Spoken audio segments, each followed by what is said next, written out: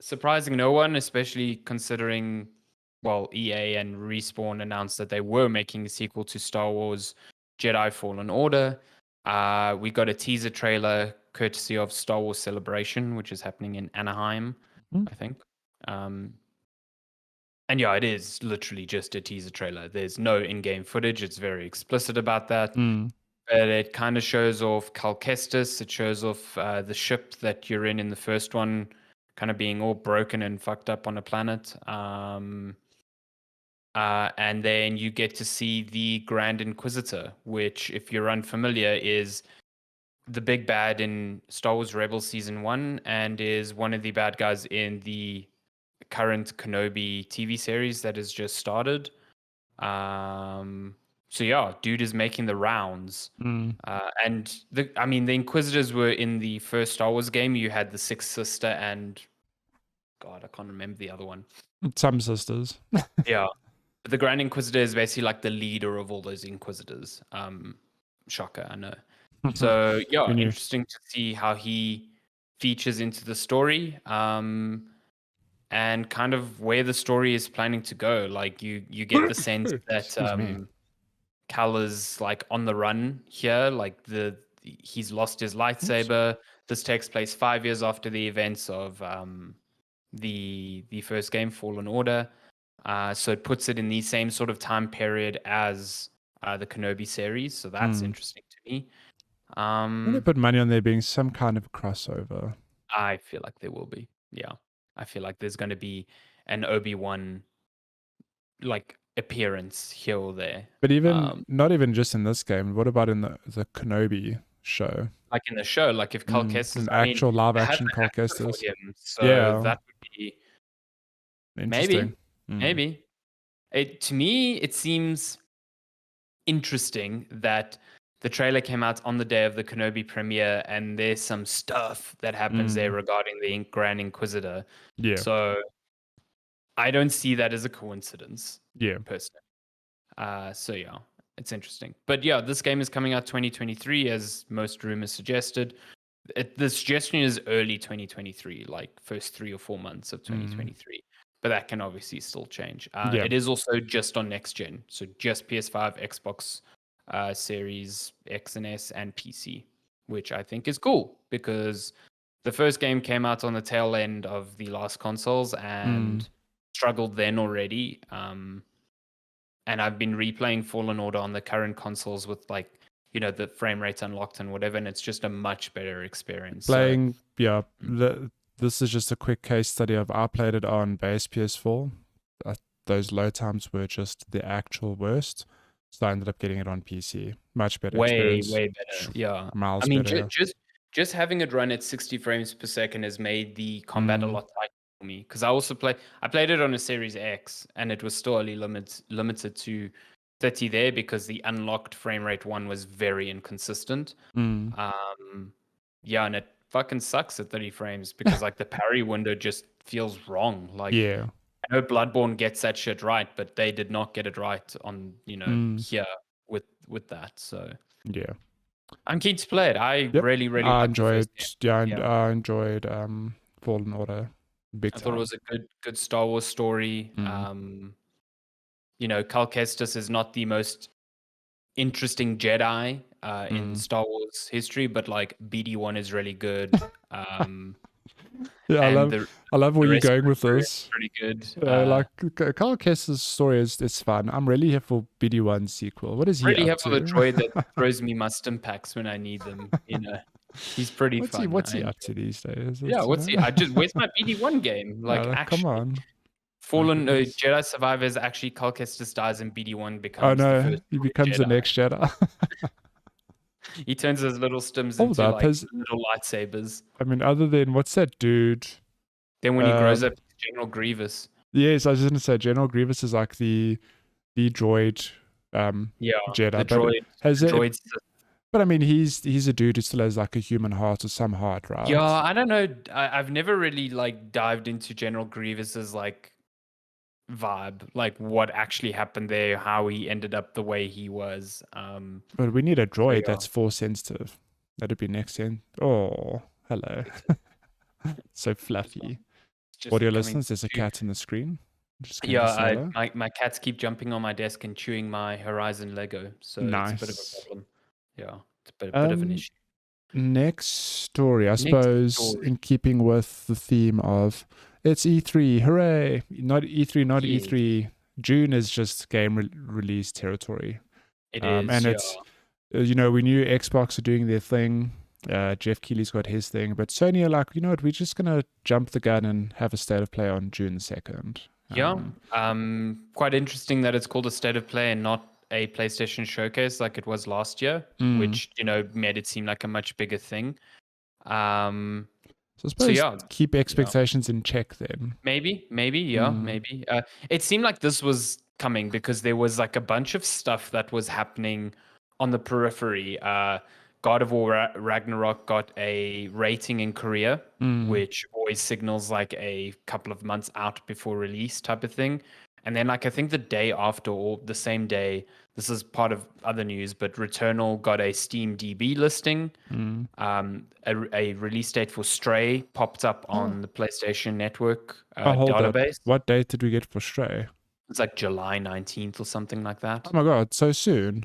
Yeah, so like all these things happened so close to one another that it was like, okay, there must be prep happening for a state of play where all of these things are going to be announced. So yeah, when this was announced, not shocked by it, but really cool. I'm very keen.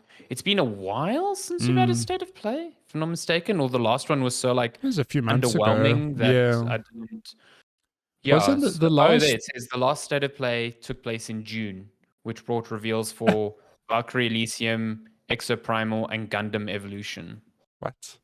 June? We're going March. Sorry. March. Oh. But who had it was Nintendo who had the showcase. It was like the Square showcase. It was like JRPG after JRPG. Yes. Okay. Yeah. So that's coming. That's cool. Yeah, so that's coming. I'm keen to see what's there. I know they said it will include PlayStation VR2 games. So I wonder if we get a first look at the headset as well, though I suspect there'll be a state of play specifically for that. Yeah. Yeah. Do you think that's going to come this year? They've already shown a game. They showed Horizon whatever. So they can definitely show games without showing the headset. Do you think we get the headset this year? Like end of this year? Was it too soon? At the beginning of the year, I thought yes, but I don't think so anymore. Also, I yeah. just think, man, they're just struggling supply chain wise, like to no fault of Sony's just struggling to like get shit out the door. So but I wonder at what point does, because like COVID's still around obviously, but life for the most part has kind of gone back to normal. Like I don't know. Well, yes and no, I guess. I think it was in a earnings call this week that Sony said that they expect the PlayStation 5 to reach the regular stock levels of the PS4. That's sort of how they described it by 2024. That's still a while away. That's far. They literally cannot make enough to supply demand now, and that's their problem. But that's so weird because there was also that rumor going around earlier this week about, you know, the mid-gen console updates. So like the PS5 Pro. That seemed like a TV manufacturer just taking a shot in the dark. Yeah, but like if we were to follow the last gen, you know, we got the PS4 Pro, like 3-4 years in. How would they ever do that if they can't even keep up supply of the PS5? I think this is why we won't get one. Yeah, I'm also. I think we'll get one, but like you said, to expect it within 3 to 4 years of the next gen cycle, that would start putting it in the window of like next year, and I just don't see that happening. Yeah, you got people still waiting for PS5s. Yeah, no. I do think it will happen though, because like AMD is releasing their next generation of GPUs this year, so is Nvidia. So there's hardware to be utilized to accelerate like ray tracing experiences and stuff like that. I'm pretty sure a lot of devs would love to have on a new PlayStation. I'd also be very tempted to get whatever the upgrade is, because I think I'd have no issue selling my PS5. There'd be plenty people. Yeah. You could sell it for what you bought it for probably now. Probably. So, yeah.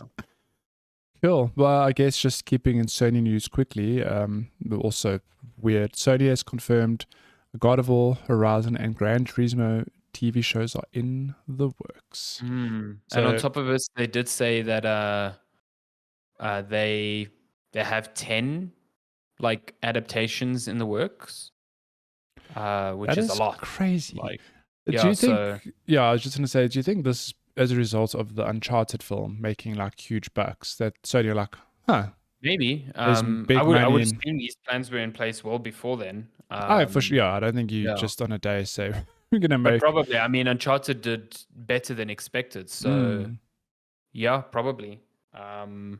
So yeah, we know that The Last of Us is coming out. Sorry, I have a cat like asking to come up on my lap here. We have The Last of Us coming out next year. It's definitely confirmed that it's not coming out this year. mm.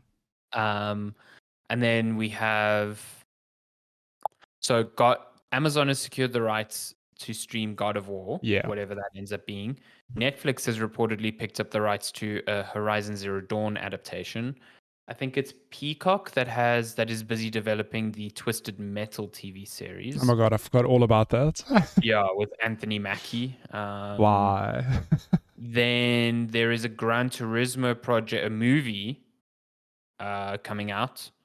And Why? according to Video Games Chronicle, Sony is eyeing District 9 director Neil Blomkamp, fellow South African, to direct it. Why? Why? Who the fuck knows? Why would you not get one of the dudes who did a Fast and Furious? If we don't could know. get Vickers van der Merwe to star alongside Vin Diesel. Yeah, In seems this- like a strange pairing there this to is- me.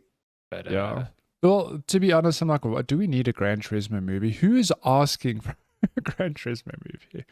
But again, I saw someone say that the Gran Turismo movie is just it starts off with 40 minutes of the history of cars that you can't skip, and I thought that was quite funny.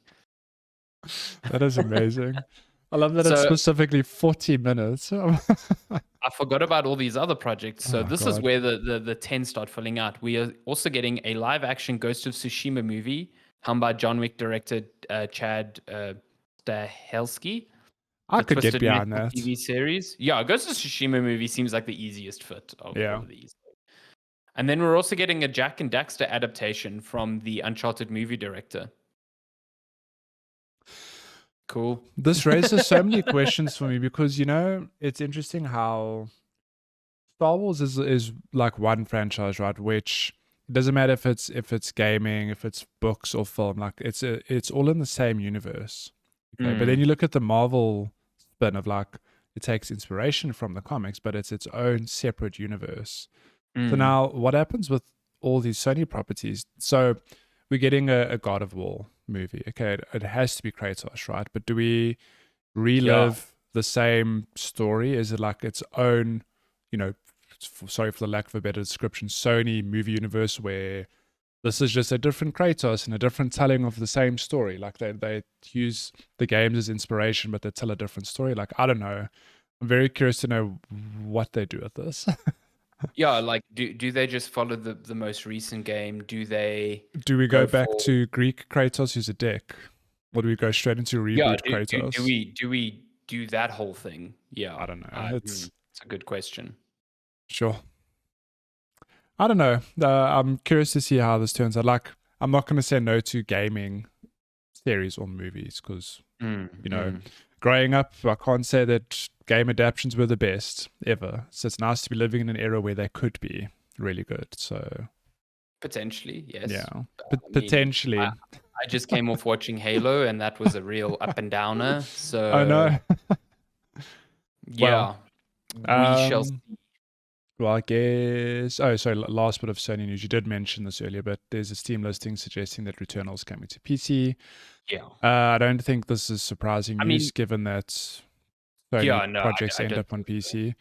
I think just my I think what's biggest. cool is that it would be the first PS5 game on PC. Yeah, and Yeah. that leads to my next question of Returnal had integral DualSense functionality.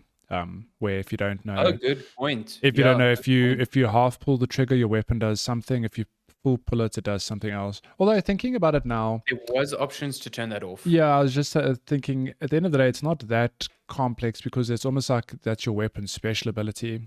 So there'll just be another button for that probably. That's essentially how it worked if you turned it off. Yeah, In the game, you okay. had separate buttons for that. So, but yeah, Never I mind. mean, Okay, I think it takes away from the game without that stuff. So I gotta dive back into Returnal. What a good game. I'm mostly curious to see, because it's a PS5 only game, and there was a lot of fuss made by both Sony and Microsoft about how Hard drive targeting speeds. just SSDs and very fast SSDs allowed them to make experiences that are blah blah blah blah blah. Is there going to be a storage speed limitation on PC to play this game? Like, will you need a But SSD of a certain speed? if I think back to Returnal, other than fast load times, what was it doing that required that I mean, hard those drive? doors were opening fucking quick. No, for Like, sure. So, like, does that mean that, you know, is the level being generated like on the fly? maybe, Like, yeah. I don't know. I don't know. I think if a game is built with built with the expectation that storage will always be the speed, you make Mm, certain design decisions around always having that, because you think you always will. So yeah. either they've made a concession, or it's just going to be like, hey, welcome to the age where you need a SSD of If you open this, PCI Gen 4 yeah, if you SSD. have an old magnetic hard drive, whatever they're Oh, you're called, fucked. those Like, game doors will over. just take minutes to open. Sorry for you. Yeah, maybe. Yeah, maybe they're Interesting. just that's what it is. Like, the doors actually aren't instantaneously opening, Yeah. But which look, would really hamper the pace of that game, I I think. think obviously you have a much better understanding of game dev, but in my head, it's almost like, are the levels not just straight up being generated when you load in? Because if that's the case, then I don't know what the big I fuss on don't know. hard drive speed would be in this game. But again, I don't know. Yeah, Like maybe, listen, I have no idea how they designed this game mm, around that. So yeah. yeah, I'm just curious to see that, because leading up to the launch of the PS5 and the Xbox Series X, there was so much given to that. Like, games can be designed, worlds can be so much larger and more seamless Mm, because of the SSD, and like, of course, we haven't seen that yet. mm, Like, mostly because, like, most of the big exclusives are still cross-platform, so they mm, can't do that. So yeah. yeah. Anyway, just on top of this, there was a lot of Sony news this week because of their Mm, investor call. But something we missed was, Sony also is planning to launch 2 live service games within this financial year, so before next year, the end of June. March. Oh, it's in March next year. Yeah. And those are not Destiny, Oh, and they expect to be done with PS4 games by 2025. even that still feels so far away. Like Mm, 2025 is when we're talking, either PS5 Pro territory and then rumored yeah. PS6.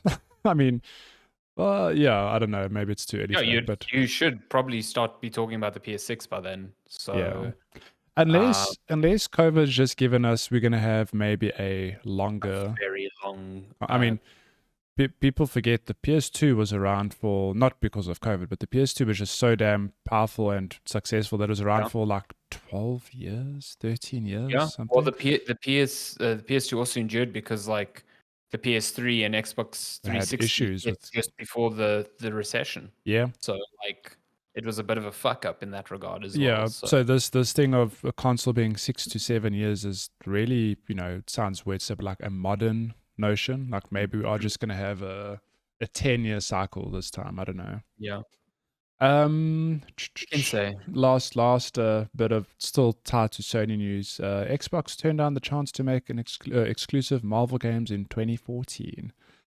Uh, I Yeah, I want a Marvel show, or not a Marvel show. I want a TV show called The What If of gaming, where we just live these alternate realities where things like like the this Marvel happen. What If series. Yeah. Yes, where okay, what if Xbox made, Spider-Man or Marvel games? Because if you look at it now, spoiler, Spider-Man is making huge money for Marvel and Sony, and it's a huge draw hmm card to the platform as well. So, hmm yep.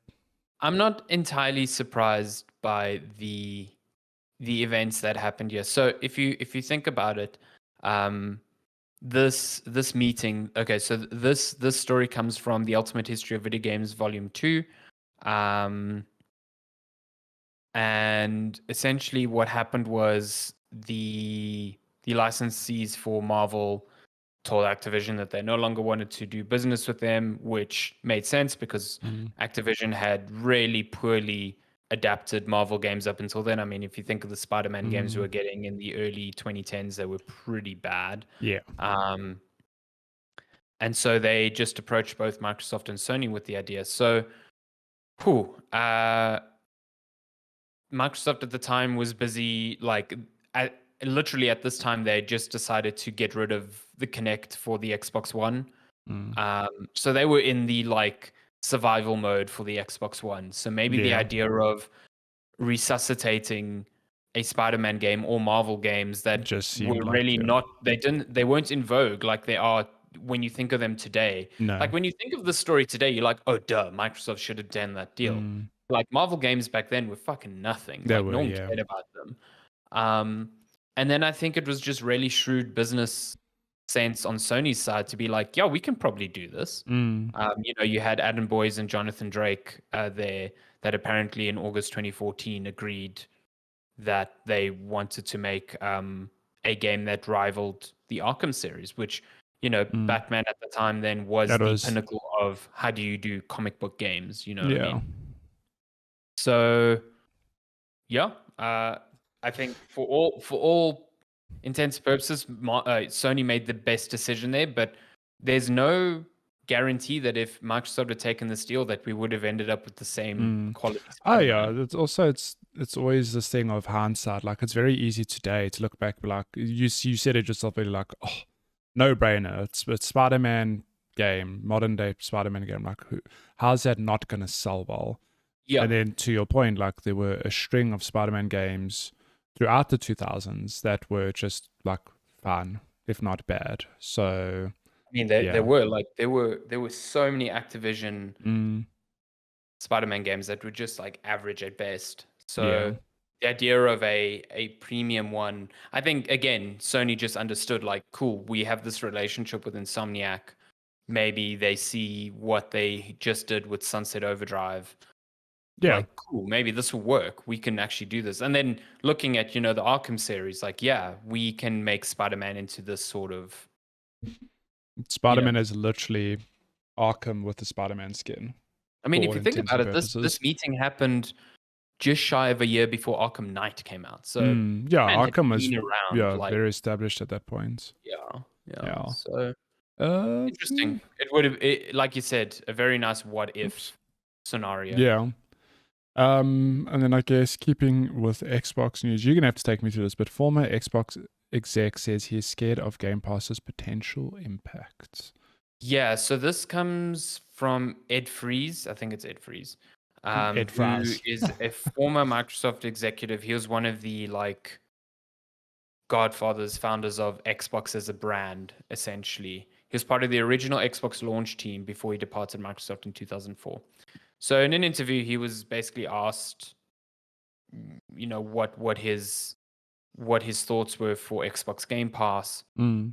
And although, according to this article by Video Games Chronicle, he didn't give an explicit answer, he said that he was, quote, scared of the impact Game Pass would have should it become a dominant business model like Spotify has in the music industry. He also made broad claims about Spotify's impact on the music industry, some of which, as VGC reports, have been disputed by experts. So the crux of this is that he seems to think, like a lot of people mistakenly conflate, they say that, Game Pass is bad because look at what Spotify has done for music. It is shafting music artists. It means people don't buy music anymore. They just want to stream it, this and that. The problem with that conflation is that people forget that Spotify and Game Pass are completely different sizes in terms of their value to the industry that they live in. Spotify has a monopoly. Yeah.